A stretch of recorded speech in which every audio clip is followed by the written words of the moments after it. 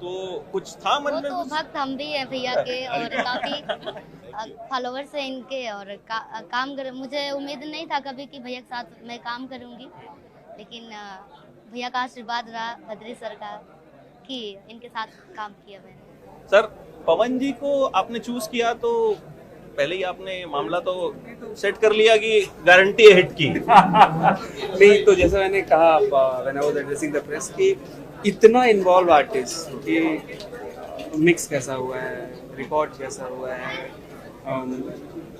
Costume क्या है, set कैसा है, इतना इन्वॉल्व है वो। तो कहीं ना कहीं प्रोडक्ट जो होता है वो अच्छे ही बन के आता है, और आपने देखा होगा प्रोडक्ट, मतलब the way we have showcased him in मतलब मुझे बाहर जाना पड़ा था, कान फट गए थे मेरे, इतना शोर था अभी जब आपका परफॉर्मेंस हुआ कि मतलब मैडनेस जो हमने यहाँ पे देखी वो नॉर्मली हम नहीं देखते। नहीं। अब और कहीं ना कहीं हमारी ऑडियंस जो है अब ये बता रही है कि हाईएस्ट कंज्यूम लैंग्वेज जो भोजपुरी है।